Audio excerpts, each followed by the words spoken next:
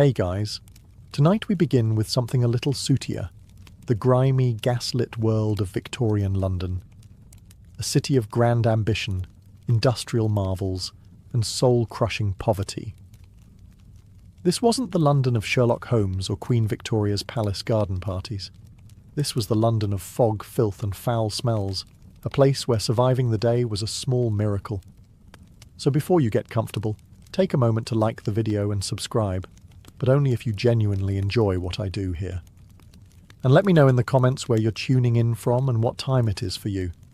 It's always fascinating to see who's joining us from around the world. Now dim the lights, maybe turn on a fan for that soft background hum, and let's ease into tonight's journey together. You open your eyes, and the first thing you see is your brother's foot, inches from your face, grimy, and twitching slightly from some horrifying dream. Welcome to your one and only room. It's not a bedroom, it's not a living room, it's the room. And it's everything. You share it with 6 other souls, 1 bed, 2 chairs with questionable structural integrity, and a rat who's been around so long you're considering charging him rent. There's no wallpaper, just patches of wall where something used to be. The ceiling leaks when it rains, and even when it doesn't, it drips something that you've decided not to investigate. The fireplace is fake, the air is damp. The floor creaks like it's trying to warn you of your own mortality. You're wrapped in a thin wool blanket that hasn't been washed since the Crimean War, and the pillow under your head is made of straw, possibly mixed with someone's long-forgotten sock. There's no plumbing. That bucket in the corner?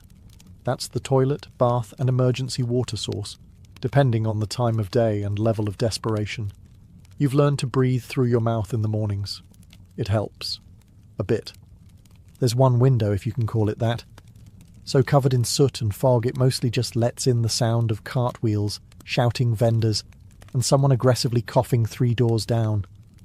You try not to think about the fact that the window opens onto an alley where the butcher dumps his offcuts and your neighbour keeps his goat. Every morning begins with a family-wide shuffle. You dress under blankets to avoid the cold. You swap spots around the wash basin like it's a game of musical chairs with fewer prizes, and someone always knocks over the chamber pot. And yet, somehow, this room is still home. You know which floorboard creaks, which corner drips, and which window pane rattles just before your neighbour yells about his stolen boots. You know the smell, the dust, the strange sense of belonging. But make no mistake, this room isn't comfortable. It isn't cute. It's a place that prepares you for the day outside by making you suffer a little before you even leave.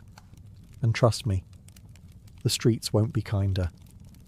You stumble out the front door, still blinking sleep from your eyes and clutching half a crust of bread, and immediately walk face first into a wall of choking fog. But this isn't the romantic, candle-lit haze they write about in novels. No, this is London's infamous pea super, and it's like trying to breathe through a coal stuffed sock. The sky is grey, the street is grey, the air is grey. You can't see the end of your own arm, and you're pretty sure that's a lamppost ahead. Or possibly a horse. Could go either way. This fog isn't just weather. It's murderous.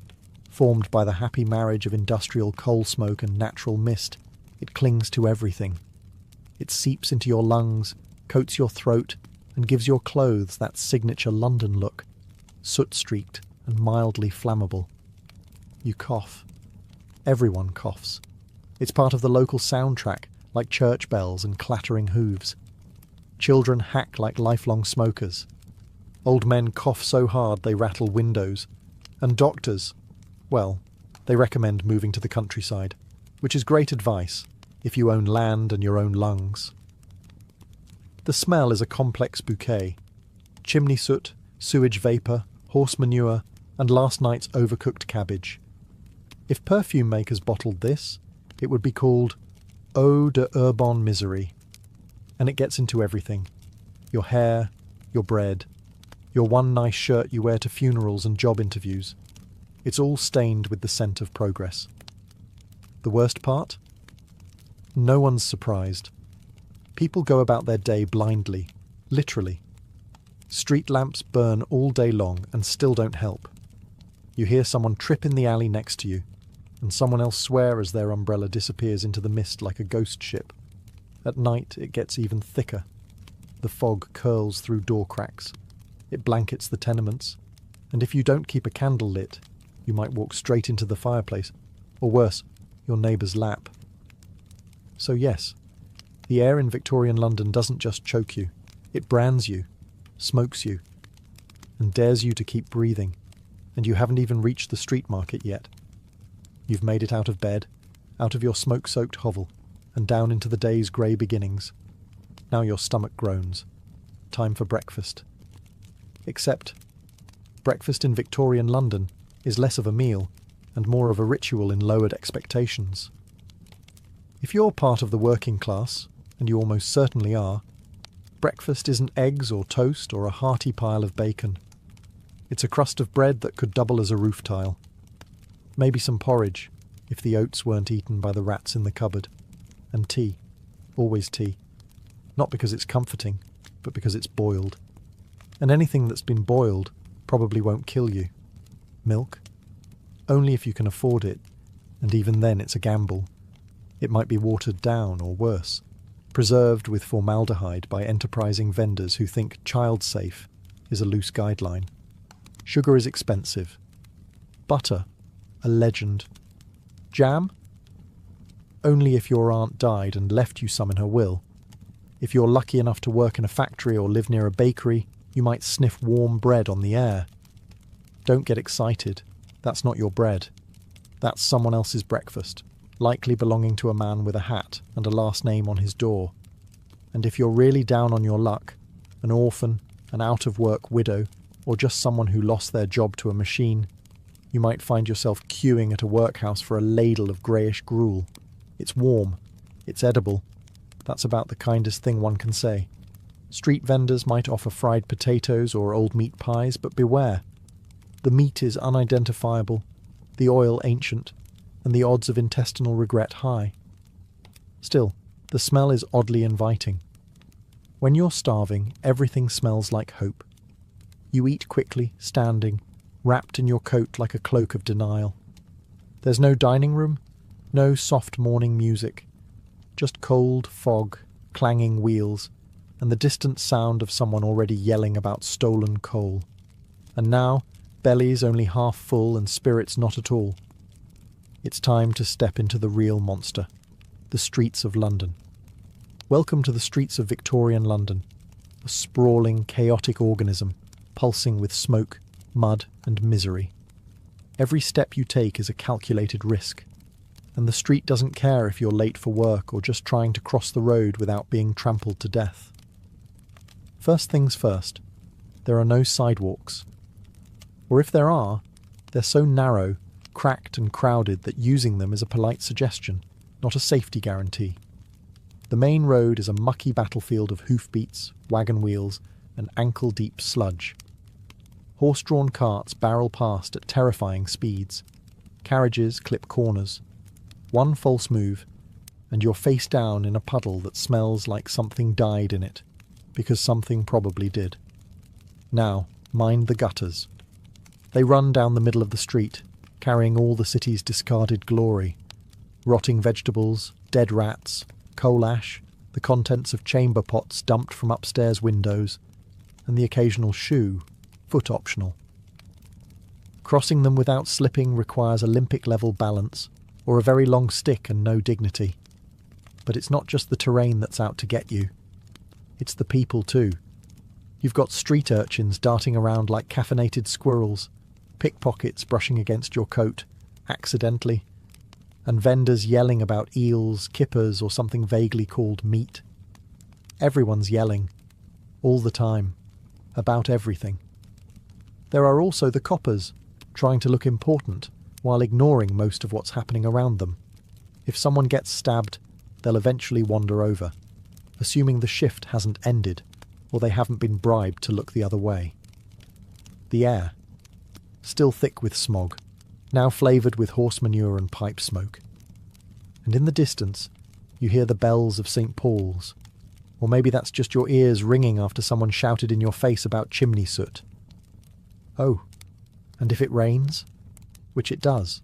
Often, the streets turn into rivers of filth. No one offers an umbrella. No one even looks surprised. You just pull your coat tighter and trudge through it, hoping your boots don't dissolve. And this is just your commute. Survive the streets, and you might live to find a job. Or at least something that pays enough to keep bread on the table and rats off your toes. You've navigated the sewers masquerading as streets, dodged horses and hooligans, and now it's time to make your living, if the city allows it. In Victorian London, a job isn't a title. It's a test of endurance, a way to slowly fall apart while clinging to the illusion of stability.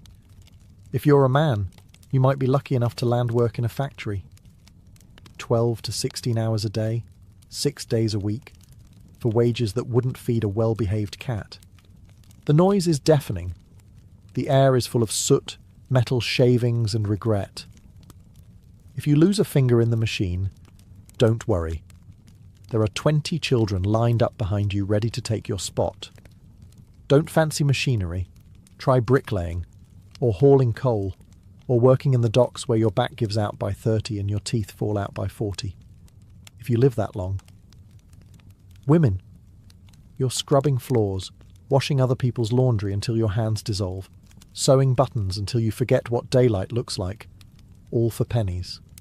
And when those options run out, there's always the street. No sick leave, no safety, and no sympathy. Maybe you're a chimney sweep, or a mudlark, digging through the Thames at low tide, looking for scraps of rope, nails, or bones to sell. The smell is free. The dysentery? Also included. Or perhaps you've landed in a workhouse, that magical institution where the destitute are helped by being worked to the bone in exchange for food so bland it feels like a punishment. You're not here to thrive. You're here to not die too loudly. Jobs come and go. Illness doesn't. Injury means starvation. There's no workers' comp, no health insurance, and no HR department. Just a foreman yelling at you to lift faster, breathe quieter, and stop bleeding on the equipment. And heaven forbid you complain. There's always someone more desperate behind you, willing to work for even less. Competition is fierce, and compassion is scarce. So yes, you're employed, but don't get too excited. In Victorian London, a job doesn't pull you out of poverty. It just gives you something to do while you're in it. In Victorian London, childhood isn't a time of innocence. It's a short window before your back gives out and your lungs fill with soot. If you're small enough to fit inside a chimney, congratulations, you're considered employable. Forget toys and bedtime stories. By the time you're 5, you're already working. 6, if your parents are merciful. School is a luxury. Work is your future and your present. You might be a chimney sweep, crawling through narrow flues, scraping out soot while praying you don't get stuck. If you scream, they'll poke you with a stick. If you stop moving, they'll assume the worst and keep going. Or perhaps you're a match girl, dipping wooden sticks into white phosphorus that poisons your jawbone until it glows in the dark and eventually falls off. The pay? A few pence? The hazard? Bone death. A charming trade-off. Some children are mudlarks, scavenging through the toxic sludge of the Thames at low tide, looking for nails, rope, anything remotely sellable. You emerge soaked, freezing, and likely infected with something Victorian science hasn't even named yet. Others hawk newspapers on the street, shout about roasted chestnuts they can't afford, or run messages for pennies. You run fast, dodge traffic, and hope today isn't the day you're trampled by a horse or beaten for looking the wrong way at the wrong man. Factory work? That's the dream. Indoors. Steady hours. Just ignore the amputations. Children clean under whirring machines, often while they're still running. You learn fast, or you lose a hand. No safety gear, no days off, no sympathy. Just sweat, noise, and an ever-present adult barking orders. And if you're an orphan, the world doesn't owe you anything. Workhouses, the street, or worse. Some are sold into service. Others vanish, absorbed into the fog, a footnote in someone else's story. In the eyes of Victorian industry, children are cheap, obedient, and disposable. Childhood isn't stolen, it's simply never offered. And yet somehow, they survive. They play with scraps, sing songs in alleys, and laugh. Between shifts, between coughs. Because they have to. Because in London even children are expected to carry the weight of empire on their tiny, soot-covered shoulders. If you thought surviving Victorian London was hard as a man, try doing it as a woman. You work. All the time. And no, you don't get applause or medals. You get calluses, exhaustion, and a society that expects you to smile while your spine collapses. If you're unmarried, you might be a domestic servant. That means scrubbing floors from dawn till dusk, hauling buckets of coal, blacking the hearth, ironing until your arms ache, and never sitting down unless someone tells you to. You eat last, you sleep in the attic, and if the master gets handsy, well, you should feel grateful, apparently. Married? That's not better. It's double duty. You clean your own home, likely a single filthy room, raise children, usually several, cook, with nothing, sew, everything, and manage the entire household budget with 3 shillings and a prayer. And then maybe you take in laundry from richer households, boiling, scrubbing, wringing, repeating, just to buy bread. Some women become seamstresses, stitching shirts in poorly lit corners for 14 hours a day. It pays pennies. It ruins your eyesight. And if your fingers bleed on the fabric, you lose the job. And then there's the match factories, where white phosphorus eats through your jaw, quite literally.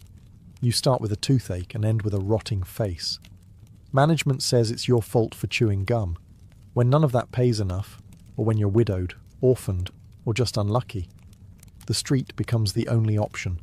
Sex work is legal, unofficially ignored, and socially condemned. You might make enough for food and rent, or you might get arrested, attacked, or worse. Protection? Only if you count wool gloves and luck. Women in Victorian London are expected to be quiet, clean, obedient, and always busy. You're the moral centre of the home, even if the home has no floorboards, no heat, and no future. There are no rights, no maternity leave, no safety net. Just other women, sometimes kind, sometimes cruel, trying to survive the same nightmare. But somehow they do. With grim determination, whispered jokes, and backs bent by centuries of unpaid labour. And still, they find time to comfort their children and sweep the doorstep, because someone has to. You might have dodged the horses, survived the soot, and even landed a job. But in Victorian London, you can't dodge disease. It's everywhere, lurking in the water, the walls, the air, and quite possibly in the meat pie you ate for lunch. Illness doesn't knock.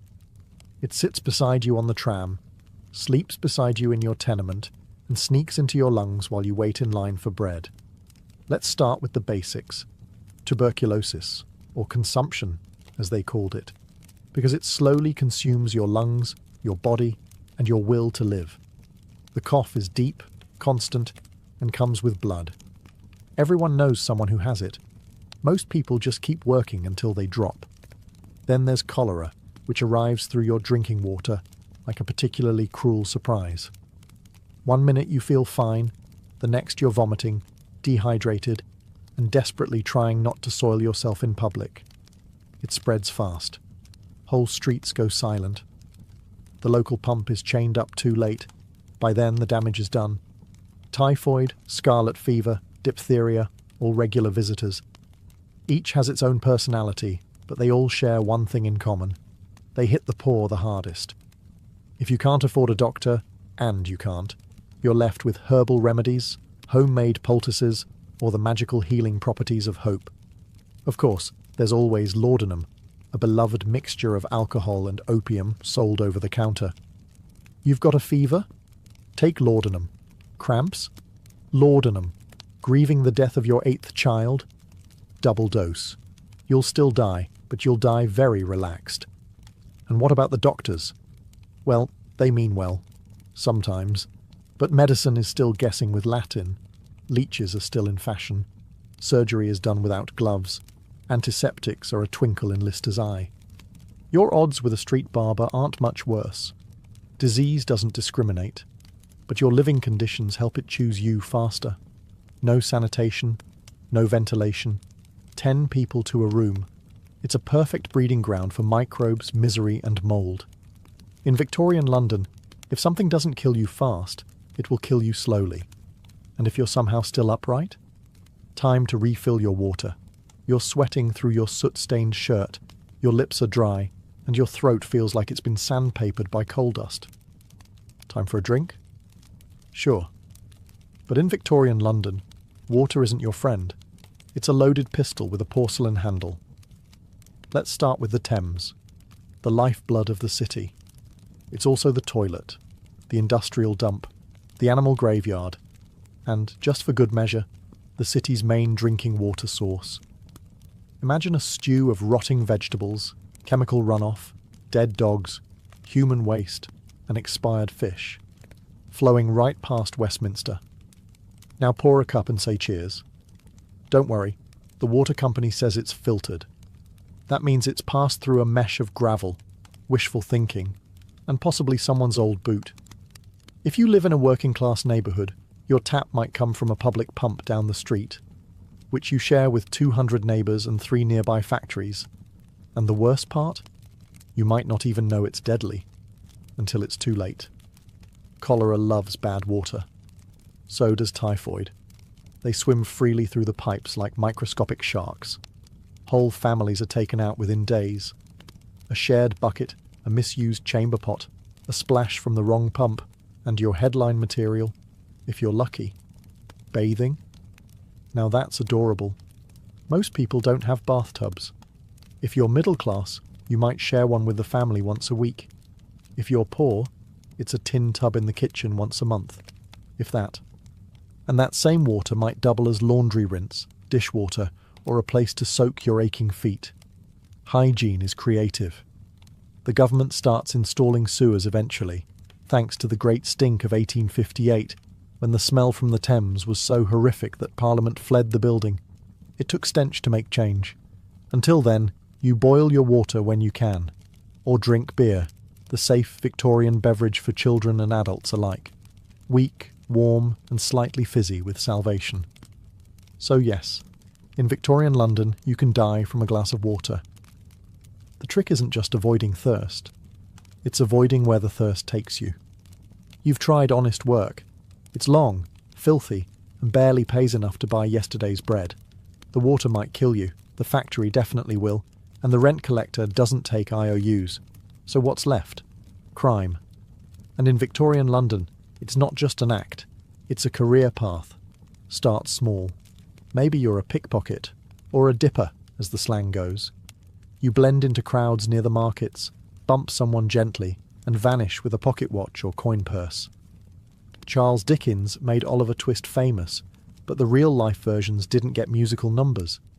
They got sent to Newgate Prison or shipped off to Australia. If you're a woman, you might become a fence, buying and reselling stolen goods in back alleys under layers of shawls and misdirection. Or maybe you run a twilight house, where pickpockets drop their loot before the bobbies come sniffing. Feeling bold? Become a costermonger swindler, selling bruised fruit or watered-down milk from a rickety cart, disappearing before complaints catch up. Or try your hand at forgery, card tricks, or the always popular 3-card Monte, a fast-talking scam with a faster getaway. And if you've really got guts? There's always burglary. Break into a warehouse, a merchant's shop, or, if you're desperate, a church. You might find something valuable. You might also find a constable with a billy club and no bedtime. The police force exists, but they're underpaid, undermanned, and often 2 steps behind. Plus you can bribe the right officer if you know the system. And let's face it, you probably do. Crime syndicates in London were shockingly organised. Some had territories, code words, and full recruitment pipelines. Then there's the resurrection men, body snatchers who dig up fresh graves to sell corpses to medical schools. It's gruesome. It's illegal. It pays better than sewing buttons. Of course, the consequences are real. Get caught and you could be flogged, branded, jailed, or worse, transported to a penal colony. But if the alternative is starving on a cold street, well, risk has a certain appeal. Because in Victorian London, morality comes second to hunger. Crime isn't the opposite of work. It is work. And for many, it's the only job that hires. Let's say you've caught something. A cough, a fever. Maybe your leg's been run over by a delivery cart.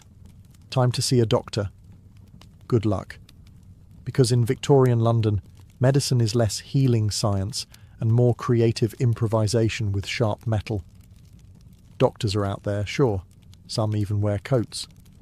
But unless you're wealthy, your first stop isn't a physician. It's a chemist, where the cure for every ailment is a small bottle of laudanum, opium in liquid form, ideal for anything from a sore throat to existential dread. It won't cure you, but you'll stop caring. Can't afford a chemist? Maybe there's a barber surgeon down the road. Yes, a man who cuts hair and also amputates legs. If your wound is infected, he'll saw it off. No anaesthesia, no antiseptic, just a stick to bite and a bucket to scream into. And don't even think about hospitals. They're overcrowded, poorly ventilated, and smell like old bandages and lost hope. The instruments aren't sterilised. Surgeons wipe their hands on aprons between patients. Germ theory exists, but many still think disease is caused by bad air and moral failure. If you survive the treatment, infection may finish the job. A splinter can become a death sentence. A toothache? That's 2 days from sepsis. And childbirth? Well, women go in with pain and come out with a baby or a gravestone. Sometimes both. Medical textbooks are filled with confidence and wrong guesses. You might be prescribed bleeding, mustard plasters, or a mild electrocution to stimulate the humours. They balance the body by draining it, mostly of blood, money, and hope. There are a few progressive doctors with new ideas. Cleanliness, hand washing, maybe even antiseptics. But they're usually mocked by their peers. After all, how dare anyone imply that a gentleman doctor's hands carry germs? So what do most people do when sick? They wait. They sip herbal tea. They light a candle and lie very still. Because every treatment carries a risk, and recovery often feels more accidental than intentional. You don't go to the doctor to get better. You go because you've run out of other options. And sometimes, just sometimes, you come back out alive. The sun sets, the gas lamps flicker to life, and the fog thickens like a shroud. You might think the city calms down at night, but this is Victorian London. When the light fades, the real dangers come out. Forget cosy firesides and quiet evenings. The streets belong to shadows, and they're not empty. The gaslight barely cuts through the mist. Everything is a silhouette, a hunched figure in the alley, a cloaked shape behind a lamppost, footsteps that echo one beat too many. If you're out alone, you're either lost or you've run out of better options. The police patrol in pairs, swinging their truncheons and trying to look menacing. But even the constables know certain alleys are best left alone. Criminals own the night, and most wear shoes softer than a copper's boots. Robbers, cutthroats, and pickpockets thrive after dark. And if your route takes you through Whitechapel or Limehouse, you hold your breath and walk faster. Not because of ghosts, though the fog does play tricks, but because someone might be watching. And in 1888, he might have a knife. If you're a woman, the danger triples. Men leer from corners. Offers are whispered. Some follow. Others don't bother whispering. The darkness hides everything. Faces, screams, and sometimes bodies. Even if you stay indoors, you're not always safe. Tenement buildings creak and groan. Rats scratch behind walls. Arguments erupt 2 floors down and end with breaking glass or breaking bones. Sometimes someone vanishes, and no one asks why. And let's not forget the fires. Chimneys spark, stoves tip, a knocked-over oil lamp ignites a sleeping mat. No smoke alarms, no fire brigade that arrives in minutes. just neighbours shouting and throwing buckets into a blaze they can't control.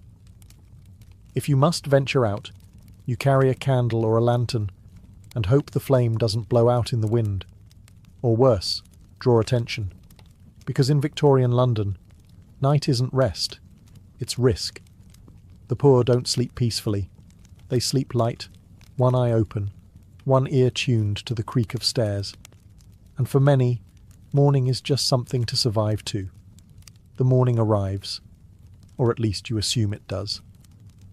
Because in Victorian London, light isn't so much seen as guessed at through the thick, suffocating smog. It rolls in like a living thing, a grey, greasy mist made of coal smoke, fog, chimney ash, and the weary sighs of 1,000 overworked boilers. It wraps around buildings, slinks into cracks, and settles in your lungs like a squatter who refuses to leave. You cough, again. You never really stopped. The smog irritates your throat, clings to your skin, and makes your eyelashes feel sticky. Everyone coughs. It's part of the daily soundtrack, along with the church bells, the clip-clop of hooves, and someone yelling about turnips. You wipe the windows. The cloth comes away black. You wash your hands. The water turns grey. Your clothes, no matter how often they're scrubbed, always smell faintly of smoke and despair. Even your curtains are stained with soot.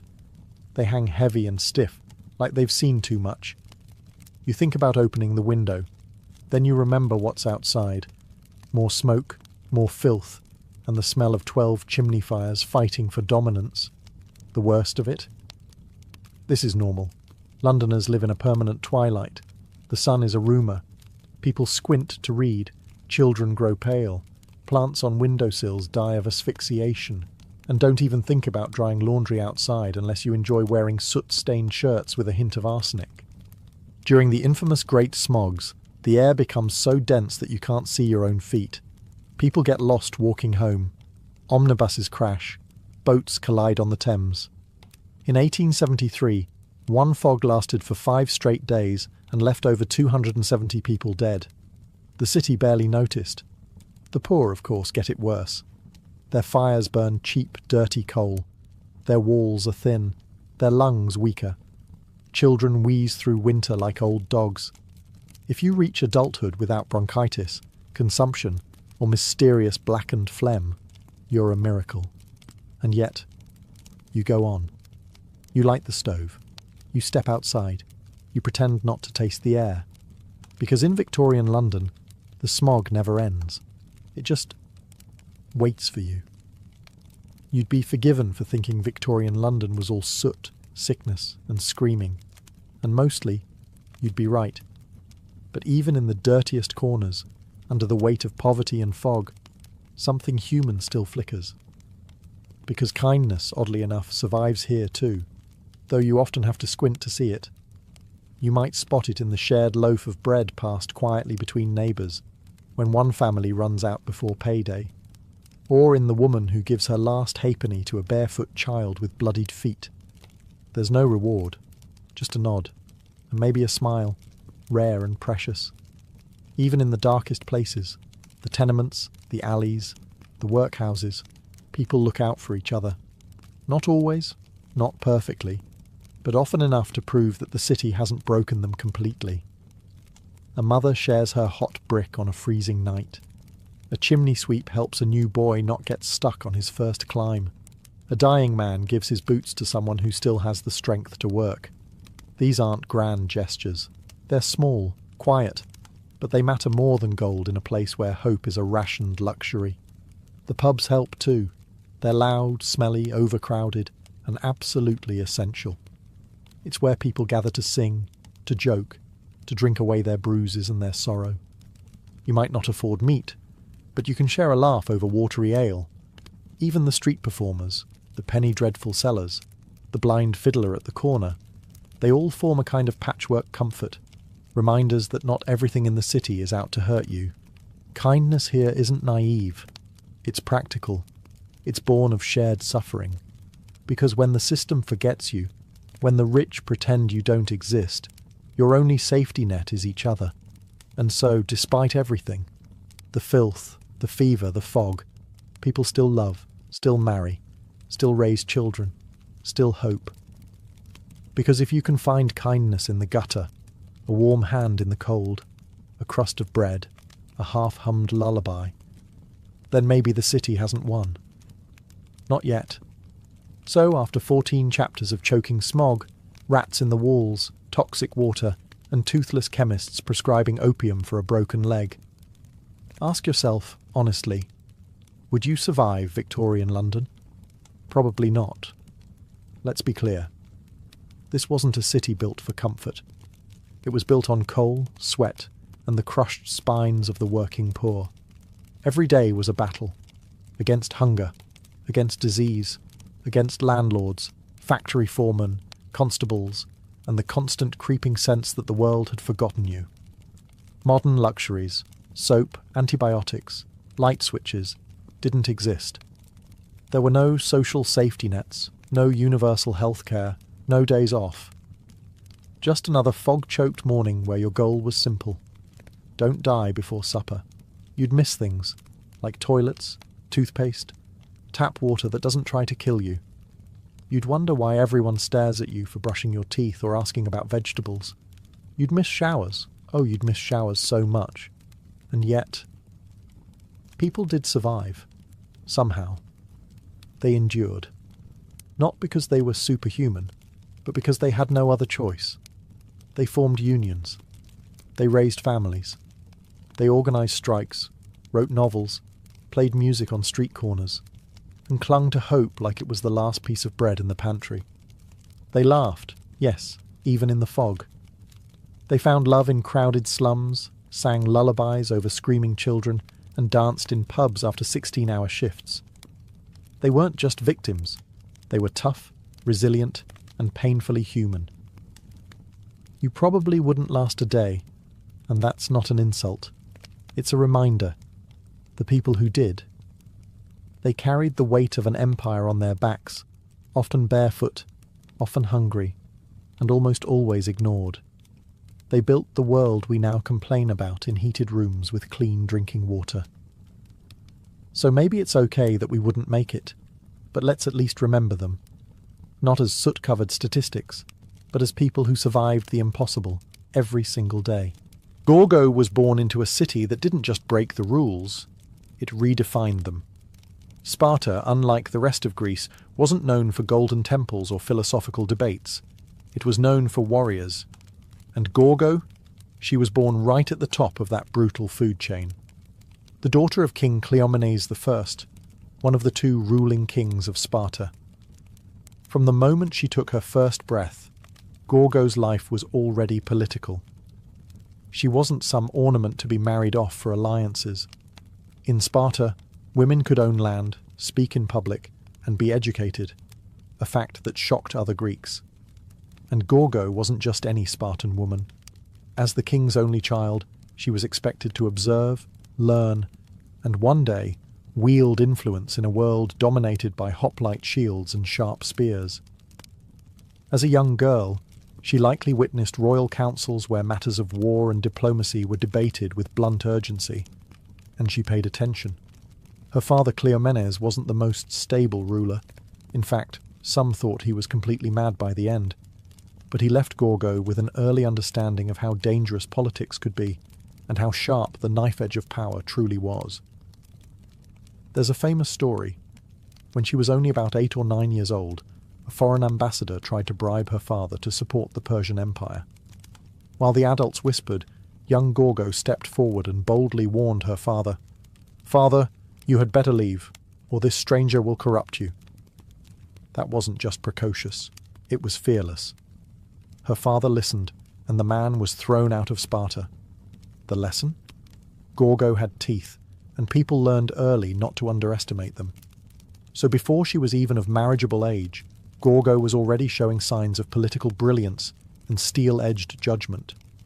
She wasn't just royalty by blood, she was royalty by behaviour. And in a society that admired discipline, clarity, and brutal honesty, Gorgo thrived. Her destiny was already in motion. Not as a passive queen in a gilded palace, but as a Spartan lioness ready to guard her people, and, if needed, speak louder than the kings themselves. Gorgo's marriage to King Leonidas was not a tale of courtly romance or opulent weddings. This was Sparta, where practicality reigned and weakness was despised.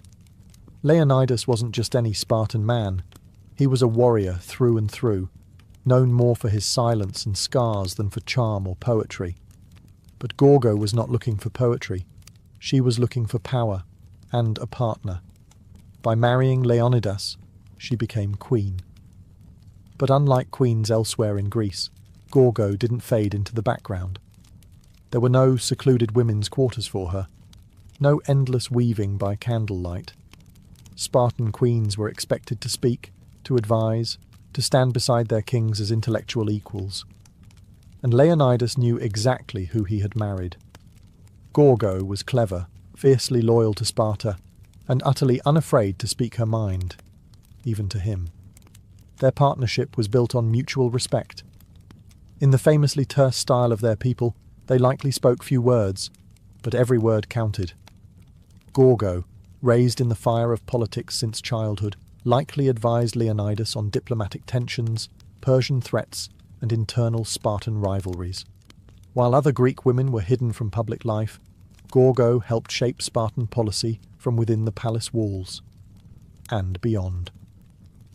One of her most legendary moments came during the build-up to the Persian invasion. As tensions with Xerxes grew, Leonidas prepared to march north with his small army of 300 Spartans. Before he left, Gorgo, now a seasoned political mind, wasn't overcome with tears or begging.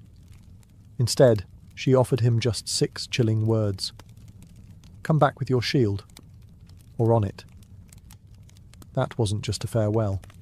That was an order. It was the ultimate Spartan command, reminding her husband that death in honour was preferable to life in shame. If he couldn't win, he was to die standing. And Leonidas did. At Thermopylae, he and his 300 fell to the last man, buying precious time for Greece to rally. His death would echo through history, but Gorgo's words would echo louder. She didn't just send her husband off to die.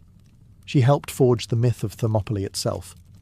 While Leonidas died a hero, Gorgo lived to protect the legacy, and perhaps to shape the empire his sacrifice tried to save. After Leonidas's death at Thermopylae, many queens would have slipped quietly into mourning, perhaps disappearing from the public eye. Not Gorgo. In fact, her influence only grew stronger. She had become more than just a widow. She was now the living symbol of Spartan resilience. And while statues were built for the fallen, Gorgo became a living reminder of why they fought in the first place.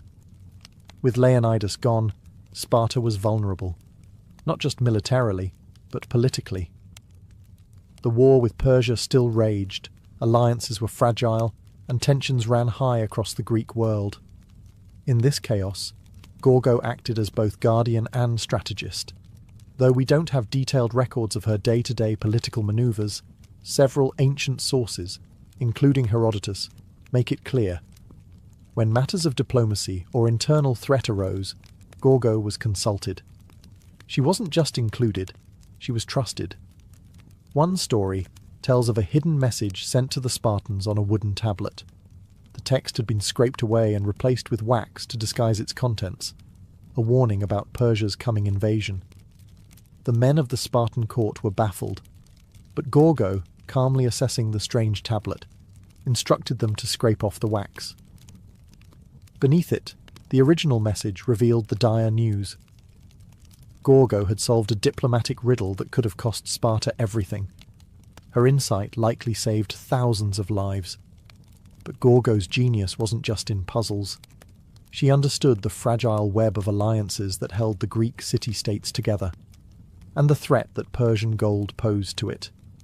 While Athens and other cities were notoriously vulnerable to bribes, Gorgo's sharp warning from childhood still applied.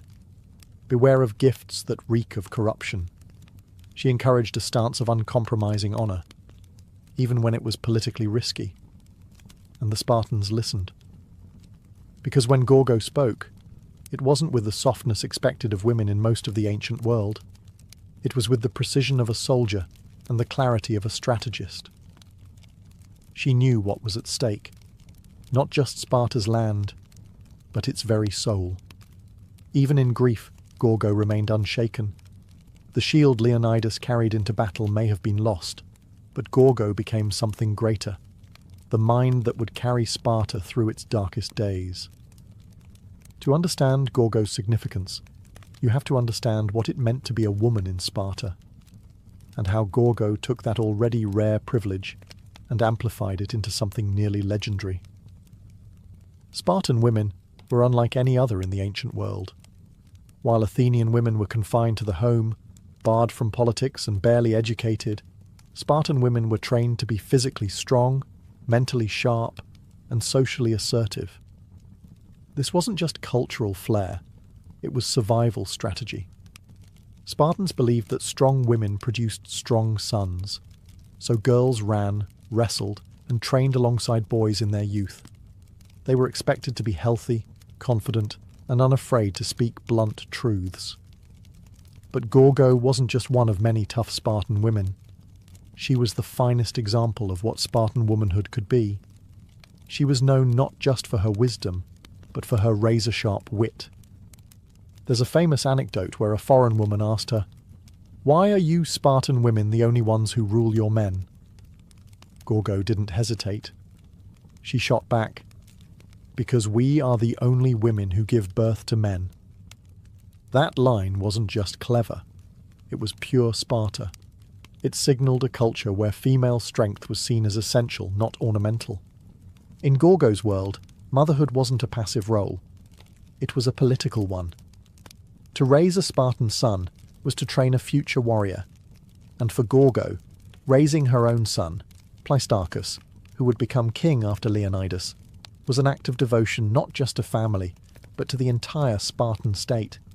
She likely oversaw his early education, surrounded him with the values of honour, sacrifice and discipline, and instilled in him a love, not for glory, but for duty.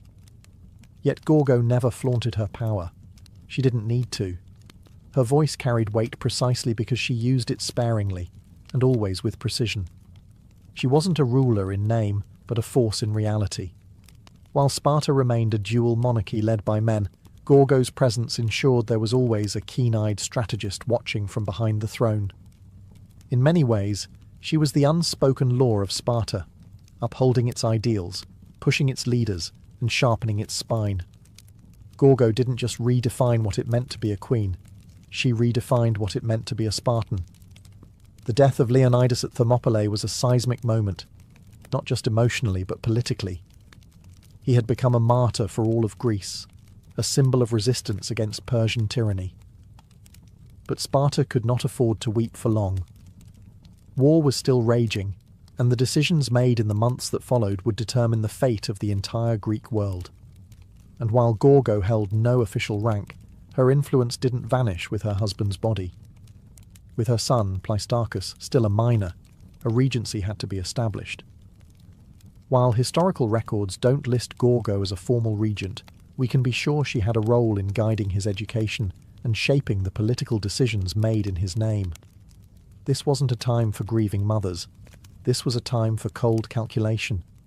The Persian threat was still looming, and Greece was deeply divided. Athens wanted to fight on sea, Sparta on land. Unity was fragile. It was likely during this critical period that Gorgo became something of an unofficial advisor to the Spartan Gerousia, the Council of Elders. She understood both Persian cunning and Greek pride, and more importantly, she understood how to balance Spartan honor with practical survival. Sparta could not afford to be reckless, nor could it afford to look weak. Gorgo had seen what unchecked ambition did to her father Cleomenes, and she had learned how to walk the tightrope of power. She would have been present as Sparta debated its next steps, whether to march north again, whether to commit troops to the naval battle of Salamis, or whether to defend the Peloponnesus and let the rest of Greece fend for itself. These were not easy decisions, and they were being made by men who had just lost their king in a blaze of glory. Gorgo's presence, rational, emotionally controlled, and deeply patriotic, may have been the anchor Sparta needed. There is no record of her giving orders, but there didn't need to be. Spartan queens led through example, not decree. Her mere survival, her unshaken presence, was itself a kind of leadership. In a city obsessed with honour, Gorgo had already proven that she could carry the shield. And now, without Leonidas, she carried the memory of his sacrifice into every political decision that followed. As the war against Persia raged and the years passed, Gorgo's role subtly shifted, from queen consort to queen mother, from political influencer to guardian of legacy. Yet she was never a relic of a past era. Gorgo remained a living embodiment of Spartan ideals, a presence so formidable that even without a crown or battlefield, she still commanded attention. Her son, Pleistarchus, eventually took the throne, but he was not the kind of king his father had been. Quiet, less known, and largely absent from military glory, Pleistarchus ruled in the long shadow cast by Leonidas. And behind him, still watching, was Gorgo, the woman who had raised him, shaped him, and ensured he understood what it meant to carry the blood of a hero. But what made Gorgo exceptional wasn't just her connection to two kings. It was her mind, her reputation, and the rare fact that she appears by name in multiple ancient sources, something extremely uncommon for women in classical history. Herodotus, the so-called father of history, mentions her more than once, praising her intelligence and recounting her ability to solve riddles and navigate political threats. In a world where women were often nameless shadows, Gorgo stood out, not as a myth or a lover or a tragic figure, but as a mind to be reckoned with. She was, in many ways, the embodiment of what Sparta wanted to believe about itself. A society where even women were strong, wise, and ready to defend their homeland at any cost. Gorgo didn't need to fight with a spear. She fought with words, with counsel, with unwavering resolve. Her contributions weren't made on dusty battlefields, but in war councils and private conversations, in raising a king and keeping a nation emotionally intact during its darkest hours. Even centuries later, her name remains one of the few ancient Spartan women preserved by history. Not because she was a queen, but because she was impossible to forget. In an age when the achievements of women were easily erased, Gorgo's intellect, sharp tongue, and political bravery left a mark too deep to wash away. She didn't inherit greatness. She carved her own version of it. And Sparta, brutal and uncompromising as it was, loved her for it. Sparta prized few things: silence, strength, and discipline. But Gorgo managed to make her voice one of its sharpest weapons. She didn't speak often, but when she did, her words were remembered for centuries. She was living proof that in a culture where words were precious, the right ones could echo louder than shields clashing in battle. Gorgo was a master of Spartan wit, a form of verbal warfare all its own. She didn't use metaphors or flowery speeches. She used the truth, delivered like a knife to the heart of pretense. One of her most quoted responses came when a foreign woman asked, "Why are Spartan women the only ones who rule their men?" Gorgo's reply was legendary. "Because we are the only women who give birth to men." The line wasn't just a jab, it was a manifesto. In 6 words, she summarized the entire Spartan worldview and female empowerment the way only a Spartan could, with blunt, blistering pride. She used language like a general uses tactics. When she exposed the bribe attempt to her father as a child, she didn't stammer or plead. She issued a warning. When Persian messages came hidden in wax, she offered the solution without hesitation. Gorgo didn't just speak. She strategized through words, and Sparta listened. In a male-dominated society built around the sword, Gorgo showed that intellect could be a battlefield too. Her statements have the rhythm of command and the clarity of someone who understood power, not as ornamentation, but as responsibility. She didn't need to scream to be heard. She made every word a dagger. And what made her words so devastating was that they were always anchored in truth. She didn't bluff. She didn't flatter. Gorgo knew exactly what was expected of her, as a queen, as a Spartan, as a woman who had seen kings fall and wars ignite. She met those expectations head-on, not with emotional outbursts, but with calculated, unforgettable replies. Her voice was her weapon. Her intellect was her armour. And while many queens are remembered for their tears or their beauty, Gorgo was remembered for what she said, and for never saying anything she didn't mean. In Sparta, that was the highest form of respect anyone could earn. Gorgo's later years were spent in a city that never softened. Unlike other Greek polis that evolved into cultural centres, Sparta refused to compromise its militaristic identity. It remained rigid, proud, and dangerously insular. And Gorgo, still standing tall amidst its stone and bronze, witnessed the long consequences of Leonidas's sacrifice, not only for Sparta, but for Greece itself. The Persians were eventually repelled, yes, but victory came at a price. Sparta emerged from the Persian Wars with immense prestige, hailed as the protector of Greek freedom. But with honour came rivalry. Athens, fueled by democracy and ambition, grew in wealth and influence, slowly drifting from ally to adversary. Tensions simmered, and a new storm was brewing, the Peloponnesian War.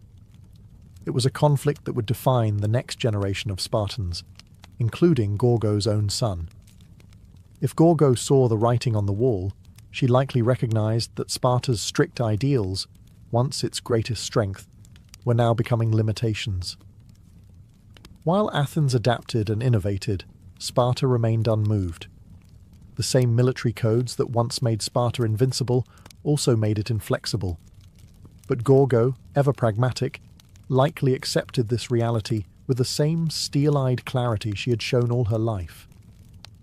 She had lived through more than one kind of war, not just the ones with spears and arrows, but wars of diplomacy, of shifting alliances, of internal unrest. By now, Gorgo had likely become a living relic in the best sense of the word, a link to Leonidas, a symbol of what Sparta once was, and a reminder of what it might become again if it stayed true to its core without losing its mind to arrogance. No records survive describing her final days, but there's no reason to believe she met them with anything less than calm resolve. She had already done more than most women, and most men, of her time. She had ruled without ruling, fought without a sword, and shaped a city that didn't even allow its kings to indulge in softness. If Gorgo mourned, she did so privately. If she hoped for the future, she kept it to herself. Because in Sparta, emotions were not for display, legacy was, and hers was already secured in bronze and blood. Gorgo of Sparta didn't need marble statues or epic poems to be remembered. Her legacy was etched in something far stronger, the collective memory of a city built on discipline, honour, and defiance. Unlike other queens whose stories were wrapped in tragedy or romance, Gorgo's tale is one of sharp intellect, political savvy, and enduring pride. She stood at the intersection of two of Sparta's greatest icons, daughter of King Cleomenes, wife of King Leonidas, and yet she was never overshadowed by either. She wasn't a footnote in their stories. She was a chapter all her own. Historians and scholars still marvel at how frequently her name appears in the writings of Herodotus, not as a passive royal, but as a decisive figure. In a world that almost never recorded the names of women, Gorgo cut through the silence like a spear through a shield. What makes her legacy even more profound is that she never held official power. She didn't command armies or sit on the throne. She advised, she warned, she solved, she raised a king, and through it all, she embodied the terrifying dignity of Sparta itself, a city that chose death over disgrace, silence over boasting, and action over rhetoric. Her most quoted words, "Come back with your shield, or on it," are more than a farewell. They are a philosophy, a distilled version of the Spartan code. And though they've been repeated, repainted, and even repurposed in modern times, they still carry the cold fire of their original context. A queen sending her husband to his death, not with tears, but with a command to uphold honour.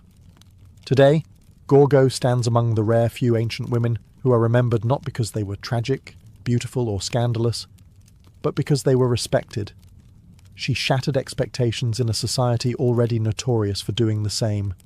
Her intellect was so pronounced, her voice so respected, that she became woven into the fabric of Sparta's identity.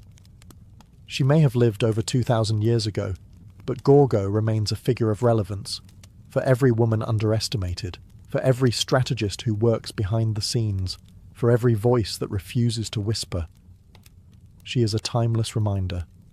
Strength isn't always loud, and power doesn't always wear a crown.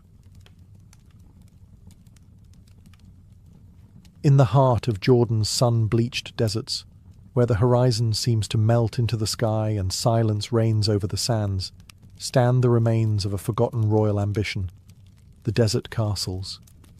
These haunting structures, scattered across the desolate landscape, seem almost like hallucinations. Grand facades rising out of the emptiness, complete with domed roofs, decorated arches, and faint traces of long-faded frescoes. They are beautiful, mysterious, and isolated. And they've puzzled historians for centuries. Built during the Umayyad Caliphate in the 7th and 8th centuries, these castles weren't built to repel armies or defend trade routes. They weren't fortresses in the traditional sense. Instead, they were luxurious retreats, seasonal residences, pleasure palaces, and hunting lodges for the Umayyad elite. Kings, princes, and high-ranking officials used these spaces as getaways from the politics of Damascus, the capital of the Islamic world at the time. And rather than hide from the harshness of the desert, they embraced it. But why build such lavish structures in such remote and unforgiving places? Part of the answer lies in the symbolism. The Umayyads were asserting control, not just over land, but over nature itself. By erecting these palaces in the desert, they were sending a message. Even in the harshest conditions, their power, culture, and sophistication would flourish. These buildings were monuments to Umayyad authority, artistry, and confidence. There's also a practical layer. Many of the desert castles were built near seasonal water sources or ancient trade routes, allowing them to serve as way stations or administrative hubs. Yet despite their utility, the architecture and decoration suggest something deeper. These were places of beauty and leisure. The walls once shimmered with frescoes depicting animals, musicians, and even Byzantine-style nudes, a surprising sight in early Islamic art. There were stargazing chambers, elaborate bathhouses, and audience halls with intricate carvings. Today, many of the desert castles lie in ruins, partially buried by the sand they once defied. But even in decay, they tell a story of a time when the desert was not a place to escape, but a place to transform. In these silent stones, the Umayyads left behind more than architecture. They left an echo of empire, ambition, and oasis-born luxury.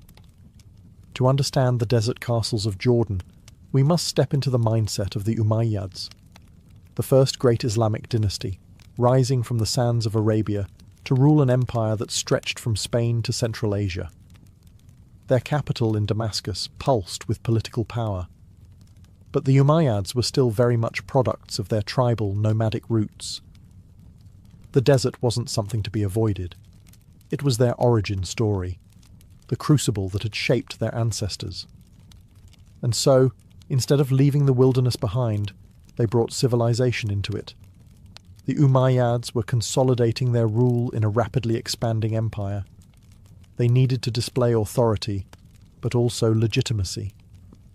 What better way to impress local tribes and foreign envoys than with palatial retreats in the middle of nowhere, built with cosmopolitan flair and imperial elegance? These desert estates served as venues for diplomacy, hunting expeditions, and elite gatherings, far from the watchful eyes and political intrigue of Damascus. But these weren't crude hunting lodges. They were sophisticated, often blending Roman, Byzantine, and Persian architectural influences.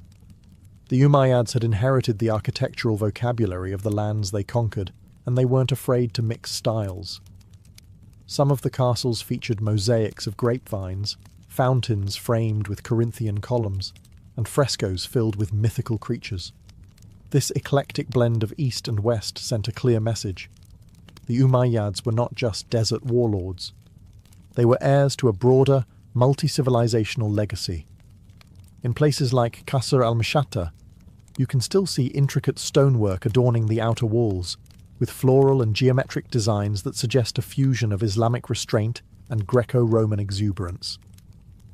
At Qusayr Amra, frescoes depict bathing scenes, musicians, and even a painting of the Six Kings, an image showing rulers from Byzantium, Persia, and Ethiopia paying tribute to the Umayyads. It was visual propaganda carved in pigment and plaster. These castles weren't just about comfort, they were about image. The Umayyads understood that power needed a stage.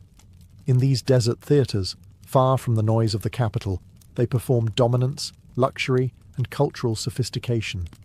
They used the emptiness of the desert like a canvas, and on it they painted a vision of empire that was both ancient and utterly new. Among all the desert castles, none captivates the imagination quite like Qusayr Amra. Located deep in the Jordanian desert, it looks modest from the outside, a squat structure of dusty stone, half buried in the vast stillness of its surroundings. But step inside, and you enter a different world. Walls alive with images, colours that defy the harshness outside, and frescoes that whisper secrets from 13 centuries ago.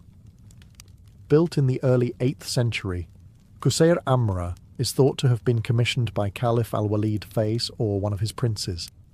It served as a pleasure palace and bathhouse, part spa, part political retreat, part cultural statement.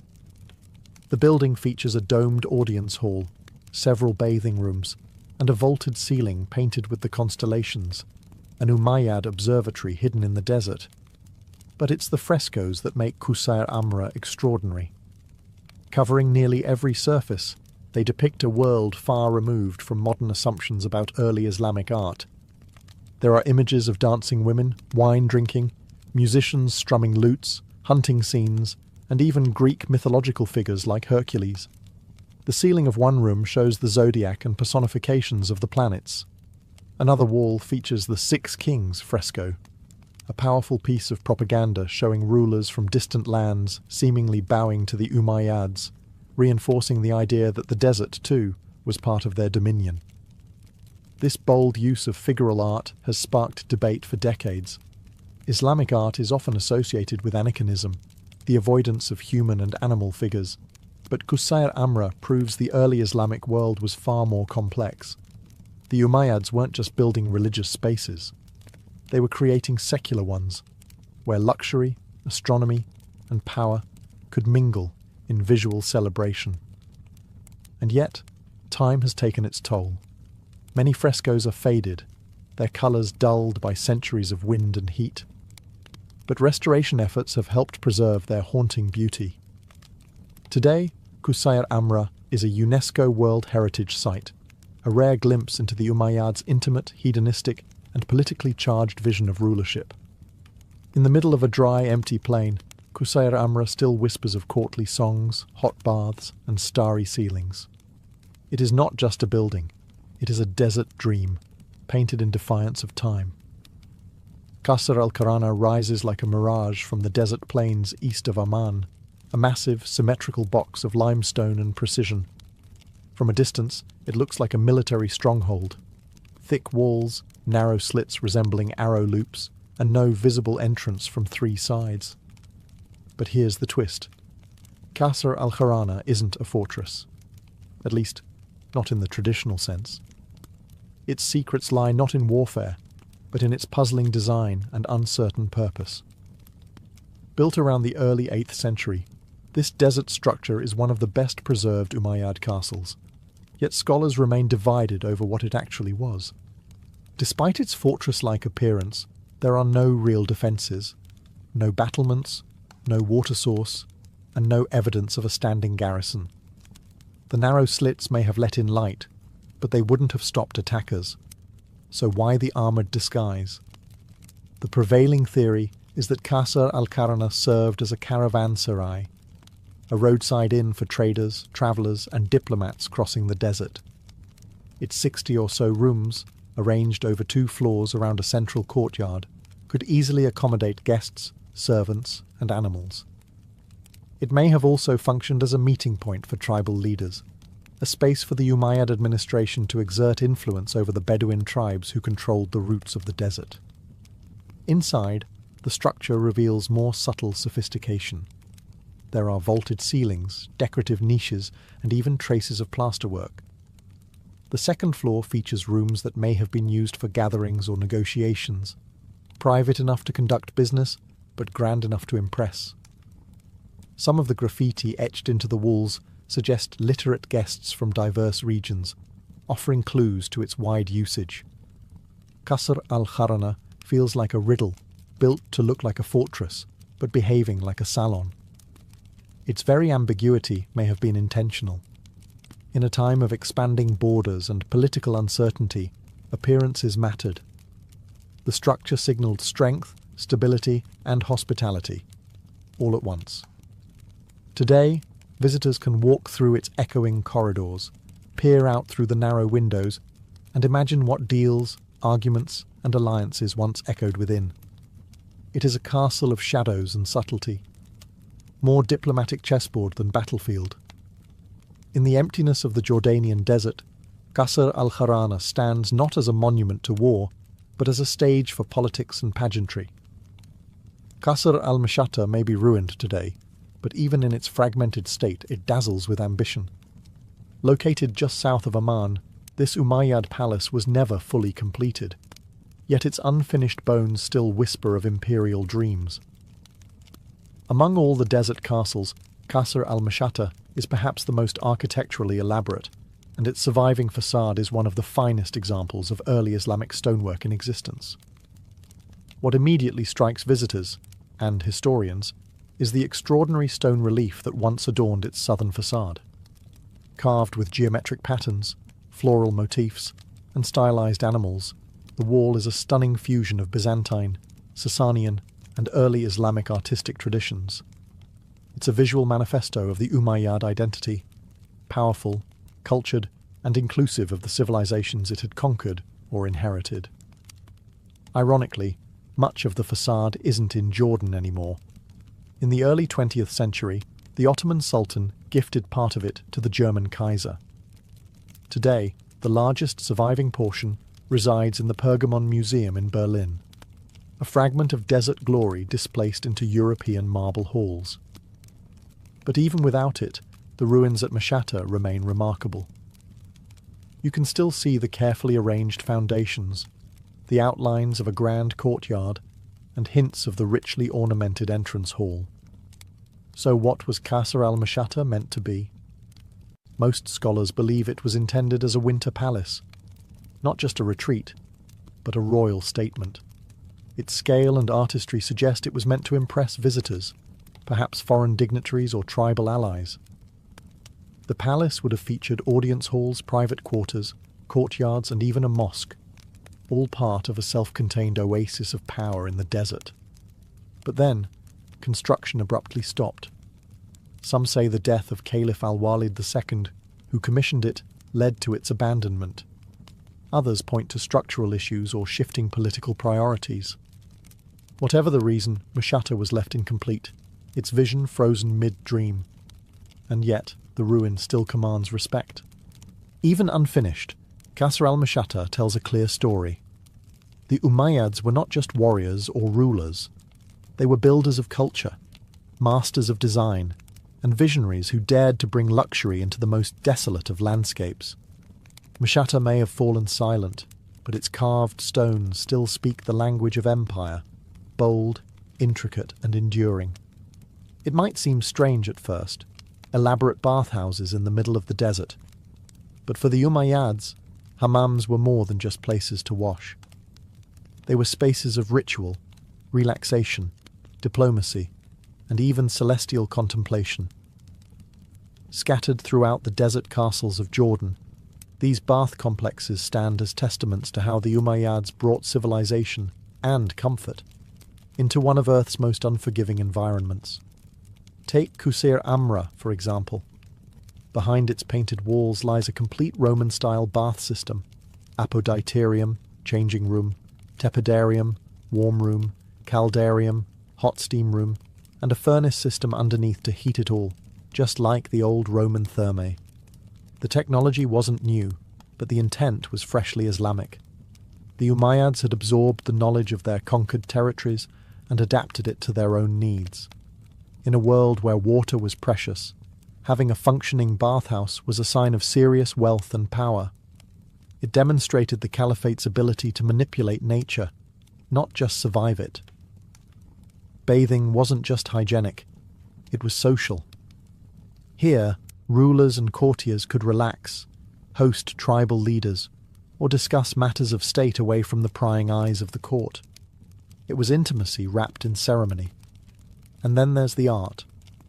In the steam-filled walls of these hammams, we find frescoes that challenge expectations, zodiac signs, planetary figures, bathing women, musicians, hunting scenes. The ceilings in some bathhouses even resemble ancient planetariums, especially in Qusair Amra, where constellations are meticulously painted across the dome.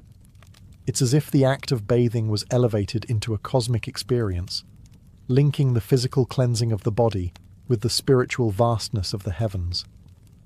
This embrace of luxury wasn't decadence, it was calculated. The Umayyads weren't Puritans. They believed that showcasing their refinement was a way to legitimize their power. And in the desert, where luxury was scarce, a steaming bath was as much a political statement as a military parade. These hammams, tucked inside lonely palaces, offered not just water, but culture. Places where sand gave way to steam, and where the stars above were mirrored in painted ceilings below. They remind us that even in exile from the capital, the Umayyads lived not with austerity, but with elegance and intention. One of the most mesmerizing and overlooked aspects of Jordan's desert castles is how many of them seem designed not just for comfort or politics, but for the stars. In a time before telescopes and apps, the night sky was both map and mystery. The Umayyads, inheritors of Greco-Roman science and Persian cosmology, looked to the heavens with both spiritual reverence and intellectual curiosity. And they brought that fascination into the architecture of their desert retreats. In Qusair Amra, for example, the bathhouse dome is painted with an astrological sky.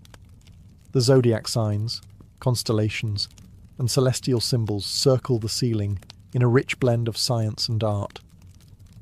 This is not decoration for decoration's sake. It reflects a deep understanding of astronomy, likely inherited from the scholars and scribes of the Byzantine and Persian empires. The Umayyads weren't just warriors, they were cultural sponges, absorbing the best of what the ancient world had to offer. The presence of these celestial themes may have had multiple layers of meaning. On one hand, they signalled the caliphate's knowledge and sophistication. On the other, they echoed a more mystical relationship with the cosmos, the belief that power on earth was mirrored in the stars. Aligning one's rule with celestial order wasn't just good politics, it was divine symbolism. In the quiet of the desert, far from the lights of the cities, the night sky would have been overwhelming, black velvet lit with thousands of stars. The desert castles, with their open courtyards and domed chambers, were ideal observatories. Whether for calculating calendars, navigating the desert, or engaging in more esoteric practices, these sites were perfect for skywatching. The combination of isolation, silence, and celestial awe must have created a setting that was as spiritual as it was scientific. It's worth remembering that early Islam was not at odds with science. In fact, the Umayyad era helped lay the groundwork for what would later become the Islamic golden age of astronomy. These castles, built in the middle of nowhere, were part of that intellectual lineage, not just places to bathe or rule, but to contemplate the heavens. In stone and pigment, the Umayyads carved their place between earth and sky, desert kings with their eyes on the stars. One of the most enduring mysteries surrounding the desert castles of Jordan is their sheer remoteness. Why would the Umayyads build lavish palaces, richly decorated bathhouses, and star-studded observatories so far from any major city or settlement? The answer lies not just in geography, but in psychology, politics, and performance. First, there's the practical. The early Umayyads were still rooted in their nomadic, tribal past. For them, the desert was not an obstacle, it was home.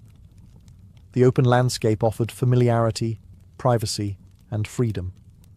Building in the desert allowed the caliphs and their princes to retreat from the constant pressure of court life in Damascus and reconnect with their roots. These weren't outposts, they were sanctuaries. But the isolation also served a deeper purpose: symbolic domination.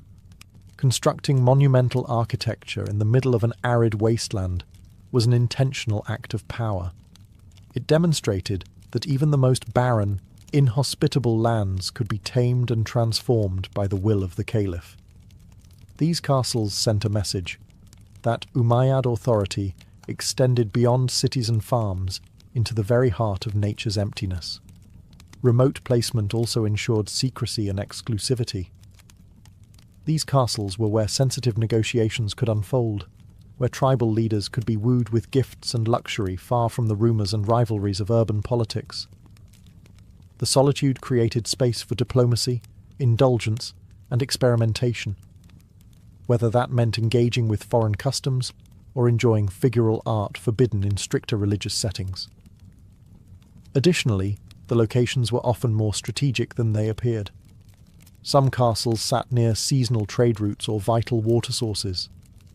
Others acted as administrative checkpoints, keeping tabs on Bedouin tribes or serving as resting points for messengers and caravans.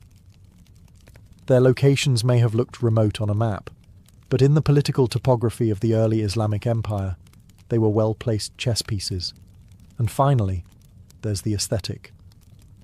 The vast emptiness of the desert served as a backdrop that amplified the majesty of the structures themselves.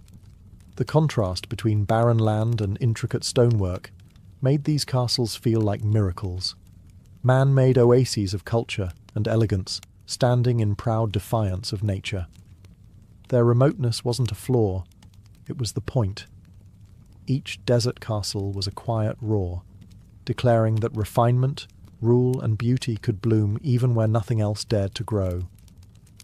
The desert castles of Jordan may no longer echo with the footsteps of caliphs, diplomats or stargazers, but they endure, quiet relics of an empire that dared to inscribe its grandeur into emptiness. And today, they serve a different purpose. They are windows into a vanished world, drawing in scholars, tourists and dreamers who walk their sand-swept halls in search of forgotten stories. Modern Jordan has embraced these sites not only as historical treasures, but as symbols of cultural resilience. Castles like Qusayr Amra, Qasr al-Kharana, and Qasr al-Mashata are now protected heritage sites, with Qusayr Amra proudly wearing its UNESCO World Heritage Site status. Restoration projects, carefully balancing preservation with authenticity, have stabilized frescoes, cleared debris, and opened these ruins to public exploration. Still, time and nature remain persistent adversaries. The harsh desert climate, intense sun, dry winds, and sand erosion continue to threaten the delicate artwork and structures. Conservationists face the daunting task of protecting sites that were never meant to last over 1,000 years, let alone face modern tourism and climate challenges. But the effort persists, driven by a sense that these ruins hold not just artistic or architectural value, but spiritual and cultural insight. For modern visitors, these castles provoke wonder and questions. How could such beauty exist in such isolation? What does it say about the nature of power, art, and survival? Walking through Qusayr Amra's painted chambers, or gazing through the narrow windows of Qasr al-Kharana, one is struck not by decay, but by the persistence of memory. And in a broader sense, the desert castles remind us that the early Islamic world was far more diverse, creative, and open than often portrayed. These structures challenge assumptions about art in Islam, about luxury in the desert, about the boundaries between East and West. They reveal a dynasty that was at once rooted in tradition and hungry for innovation. Today, The castles stand alone again, surrounded by silence and stone. But they are no longer forgotten. They speak, not with shouts, but with whispers, about a civilization that saw the desert not as a void, but as a stage. And against all odds, their story still travels across the sands, echoing into the modern world. Imagine a world without numbers, without writing, without even the concept of months or hours. This was the world of our Paleolithic ancestors, yet even then time moved and people noticed. Before there were calendars, timekeeping devices, or even language to describe it, early humans tracked time by watching nature. The rhythm of the earth, its light, its seasons, its sky, was their only clock. The most obvious cycle was the day itself. Sunrise and sunset divided time into light and dark. But beyond that, humans quickly learned to observe the moon. Its phases were consistent and dramatic, a glowing disk growing, shrinking, and disappearing with eerie regularity. The moon became the first timekeeper, dividing life into repeating units that would later inspire the idea of months. In fact, the word month itself comes from moon. To early humans, a full lunar cycle, about 29.5 days, meant far more than a pretty light in the night sky. It was a guide for hunting, planting, gathering, and preparing for what came next. But the moon wasn't alone. Shadows changed length throughout the year. The position of the sun at sunrise shifted along the horizon, and certain stars only appeared during specific seasons. Over generations, communities began to notice these patterns, and more importantly, to pass them on. This knowledge wasn't just observational, it was sacred. Understanding time meant understanding the gods, the land, and life itself. Ancient people carved notches into bones, painted symbols on cave walls, and aligned stones with the sun's rising point during solstices. These weren't primitive scribbles. They were early efforts at marking the passage of time. Some of the oldest known calendars come from 30,000 years ago, antler bones with carved tally marks, possibly tracking moon cycles or menstrual cycles, both deeply tied to survival and fertility. In the absence of clocks, early humans lived in tune with nature's cues. Time was not abstract. It was the breath of the earth. It told you when to move, when to hunt, when to hide, and when to hope. Before time had numbers, it had meaning. And before it had names, it had stories, etched in stone, passed by firelight, and guided by the heavens above. For ancient humans, the moon wasn't just a source of light. It was a clock written in the sky. Its phases were predictable and mesmerizing, waxing crescent to full moon, then waning to darkness before the cycle began again. This roughly 29.5-day rhythm was the earliest and most universally observed natural cycle. Long before civilizations rose, hunter-gatherers across continents were counting moons. Not years or weeks, but moons. These lunar phases became the foundation of the first real calendars. We know this because archaeologists have found engraved bones and stones with carved markings in repeating sequences, likely tallying the days between each visible moon phase.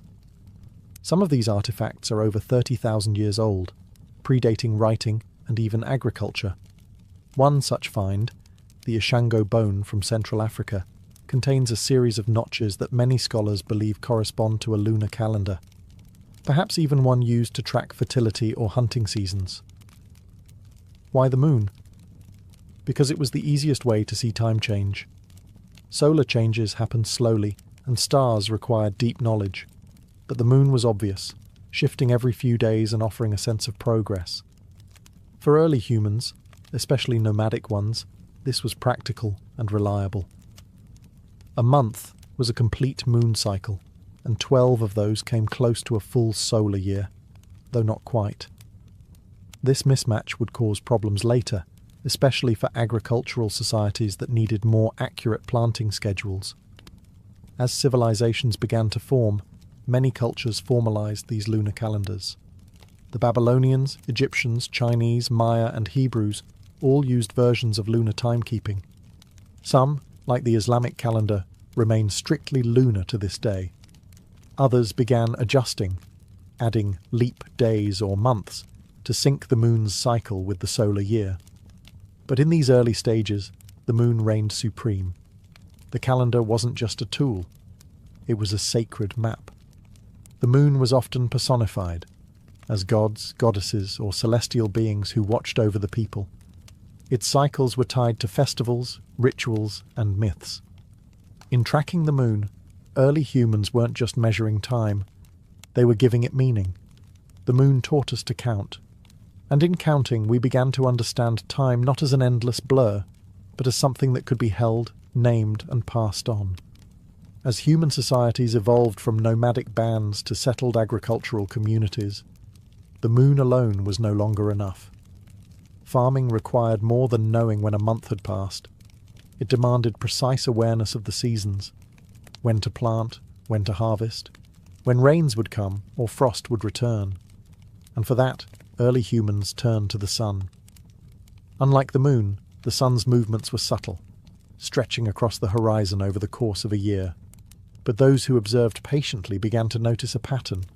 The sun did not rise and set in the same place every day. At certain times of year, what we now call the solstices and equinoxes, the sun reached key turning points. These became cosmic anchors, marking the longest and shortest days, and the times when day and night balanced perfectly. Ancient people began to build solar calendars, not with ink, but with stone. The most famous example is Stonehenge in England. Though its exact purpose remains debated, its alignment with the summer and winter solstices is unmistakable. On those days, the sun rises or sets perfectly in line with specific stones. In a world without clocks, this was breathtaking precision. Similar alignments appear across the globe, in the Nabta Playa stone circle in Egypt's desert, in Chaco Canyon in North America, and in the temples of Machu Picchu. These weren't random. They were built by sky watchers who connected celestial events with agricultural cycles and religious rituals. For these ancient societies, the sun was more than a giant torch. It was divine. Many cultures worshipped solar deities, Ra in Egypt, Inti in the Andes, Surya in India. The return of the sun after the longest night was often cause for celebration, symbolizing rebirth and continuity. These festivals, aligned with solar events, eventually formed the backbone of early religious calendars. Tracking the sun required patience, architecture, and spiritual vision. It meant observing not just 1 month at a time, but a full solar year, mapping the sky, recording the horizon, and marking time with permanence. Where the moon gave us motion, the sun gave us structure. Through stones and shadows, humans began to bind the heavens to the earth. And in doing so, time was no longer just a cycle. It became a calendar, carved into the land, aligned with the stars, and wrapped in the sacred. For early civilizations, tracking time wasn't just about agriculture or seasons. It was a spiritual act. Time itself was sacred, a divine rhythm flowing from the heavens into daily life. Each moment had meaning. Each season carried cosmic weight. Calendars weren't simply charts, they were instruments of ritual, designed to align human behavior with the will of the gods. In ancient Mesopotamia, priests climbed ziggurats not just to be closer to the sky, but to observe the stars and planets. These observations weren't purely scientific. They were acts of devotion. The Babylonians divided time with stunning accuracy. A 7-day week, a 360-day year, and even a base 60 number system that still influences how we measure minutes and degrees. But this wasn't about efficiency. It was about order. By measuring time, they were mirroring the divine structure of the universe. Egyptians took it even further. Their calendar, one of the most advanced in the ancient world, was tied closely to the Nile and the rising of Sirius, the brightest star in the sky. When Sirius reappeared at dawn, it signaled the flooding of the Nile, a life-giving event. That celestial moment, marked the start of the Egyptian New Year, a celebration tied to fertility, rebirth, and the favour of the gods. Across the ocean, the Maya developed one of the most intricate calendar systems ever devised, combining lunar cycles, solar years, planetary motions, and sacred numbers into an interlocking series of time counts. Their Tzolk'in calendar tracked a 260-day spiritual cycle, while the Hab tracked the 365-day solar year. Time for the Maya was not linear. It was cyclical, divine, and deeply bound to prophecy and ritual. Every moment had a spirit. Every date had a destiny. Festivals, sacrifices, coronations, and even wars were timed to coincide with celestial rhythms.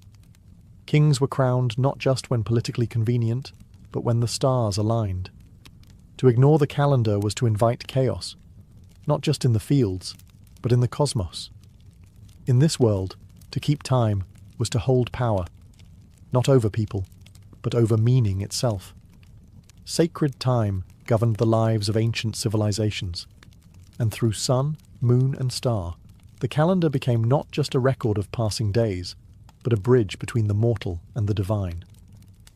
As civilizations grew more complex, so too did their need to organize time beyond months and seasons.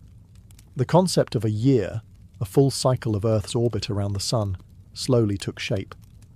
But understanding that a year lasted about 365.25 days wasn't easy. It took centuries of observation, correction, and yes, frustration. The earliest formalized years were often imperfect. Lunar calendars, while useful, created a problem. 12 lunar months only added up to about 354 days, nearly 11 days short of the solar year. Over time, this gap caused chaos. Harvest festivals began to drift into the wrong season, and spring rituals occurred in the heart of winter. Civilizations had to make a choice: stay loyal to the moon or correct the drift. Many opted for the latter. The Babylonians created a lunar calendar but added an intercalary month every few years to realign the calendar with the seasons. The Egyptians, however, took a bolder step. They abandoned the moon entirely and adopted a solar calendar. 365 days divided into 12 months of 30 days, with 5 extra days tacked on at the end. This was revolutionary and incredibly accurate for its time, but the Egyptian year still lagged behind the true solar year by a quarter of a day. Over centuries, this caused a noticeable drift. New Year festivals fell later and later. Enter the Romans, who inherited both Egyptian and Greek timekeeping and attempted to clean it up. Their early Roman calendar was a confusing blend of lunar months and political manipulation. Months were added or removed based on political needs, causing enormous inconsistencies. It wasn't until Julius Caesar introduced the Julian calendar in 45 BCE that things changed. Advised by the Alexandrian astronomer Sosigenes, Caesar implemented a 365-day year with a leap day every 4 years, accounting for that pesky extra quarter day. It was a monumental fix and the first truly solar calendar to gain widespread use across an empire. The idea of a year became not just a tool for farming, but for taxation, governance, military campaigns, and religious observances.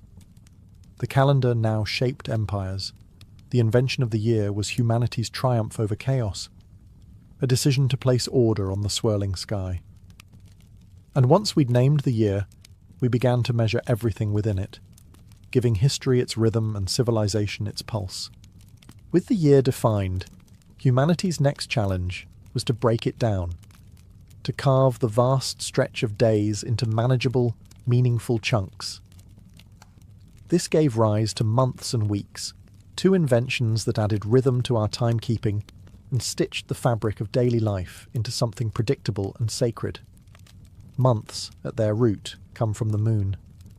Most ancient societies initially based their calendars on lunar cycles, the 29.5-day rhythm between full moons. 12 of these created a lunar year, totaling roughly 354 days. But since this didn't align with the 365-day solar year, societies began to manipulate the system, adding leap months, adjusting day counts, or switching entirely to solar-based months, like the Egyptians and, later, the Romans. The Romans are largely responsible for the names and shapes of the months we use today. Their early calendar started in March, and months were named after gods, like Martius for Mars, numbers, September for 7, and later emperors, July for Julius Caesar, August for Augustus. Through political reforms, most notably Caesar's Julian calendar, the 12-month solar calendar became standardized with months ranging from 28 to 31 days. But what about the week? That strange 7-day unit that doesn't neatly divide a month or a year. Its origins are more mystical than astronomical. The Babylonians, fascinated with the number 7, derived it from the 7 visible celestial bodies: the Sun, Moon, Mars, Mercury, Jupiter, Venus, and Saturn. They assigned each day to a planet, a practice that influenced later Greek and Roman naming systems and survives today in many languages. The Jews solidified the 7-day week through religious tradition. In Genesis, God created the world in 6 days and rested on the 7th.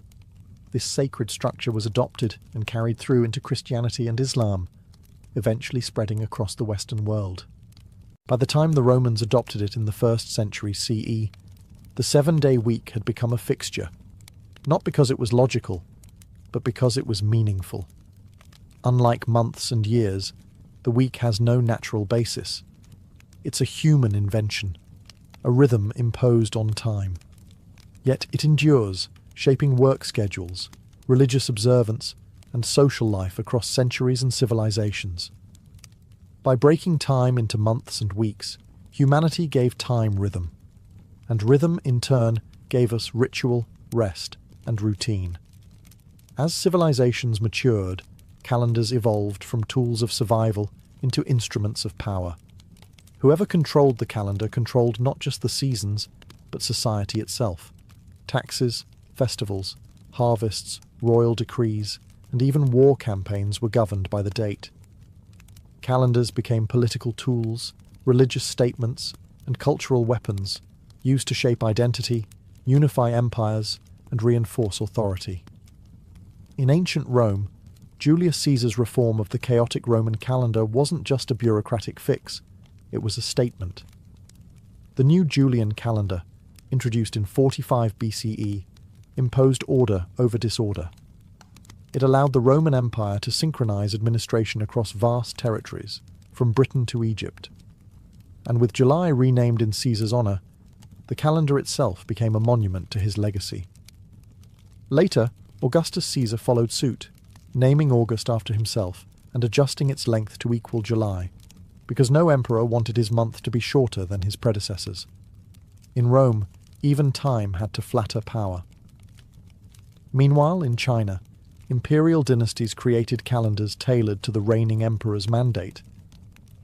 The Chinese calendar, a sophisticated lunisolar system, wasn't just practical, it was symbolic. When a new emperor rose, a new calendar cycle often began, reinforcing the idea that he had inherited the mandate of heaven. The calendar reflected cosmic harmony and the emperor's place within it. The Islamic calendar, established during the reign of Caliph Umar in the 7th century CE, began with a political and spiritual event, the Hijra, or Prophet Muhammad's migration from Mecca to Medina. Unlike solar calendars, it remained purely lunar, making religious festivals float through the seasons. That fluidity, however, became a unifying thread, tying Muslims across different regions and climates to the same spiritual timeline. Even in medieval Europe, calendars became battlegrounds for authority. The Church aligned saints' days and religious festivals with pre-existing pagan cycles to ease conversion. Time itself was baptized. The calendar didn't just tell people what day it was, it told them how to behave. Calendars weren't neutral. They were curated by those in charge, defining when debts were due, when armies marched, when gods were honored, and when history began. From emperors to priests, kings to astronomers, the right to mark time became a form of dominion, because to shape the calendar was to shape reality itself, to make your story the rhythm of everyone else's life. By the 16th century, time itself had drifted out of sync. The Julian calendar, once a masterpiece of Roman engineering, had slowly lost accuracy. It miscalculated the solar year by about 11 minutes annually, a small error that, over centuries, added up.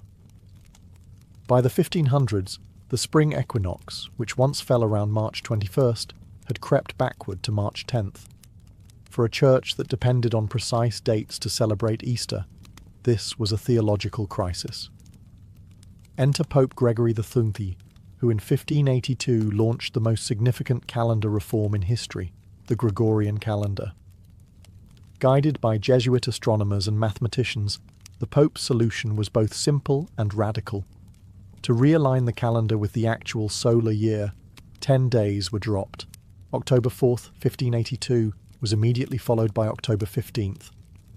Time itself was rewritten. But the reform didn't stop there. Gregory's team also revised the leap year rule. The Julian calendar added a leap day every 4 years, but that was too generous. The new rule kept the leap year every 4 years, unless the year was divisible by 100, unless again it was divisible by 400. So 1600 was a leap year, but 1700, 1800, and 1900 were not. This corrected the long-term drift and brought the calendar's accuracy within 26 seconds per year of the solar cycle. Still, adoption wasn't immediate or universal. Protestant and Orthodox nations viewed the Gregorian calendar with suspicion, seeing it as a Catholic power play. England didn't adopt it until 1752, by which point the error had grown to 11 days. Russia didn't switch until after the Bolshevik Revolution in 1918. The result? For centuries, dates could differ drastically between countries. Imagine two people celebrating New Year's 2 weeks apart in neighbouring lands. Despite resistance, the Gregorian calendar eventually became the global standard, not because of religion, but because of practicality. As science, navigation, commerce, and international diplomacy grew, the world needed a shared system of time. The Gregorian calendar was simply too precise, too useful to ignore. This wasn't just a correction. It was a revolution in how humanity experienced time. With the stroke of a papal pen, the world's days were recalibrated, and modern timekeeping was born. In the end, the Gregorian reform did more than fix Easter. It aligned the human clock with the celestial one, once again making time a dance between heaven and earth. Today, the calendar feels ordinary, something printed on smartphones, office walls, and kitchen magnets.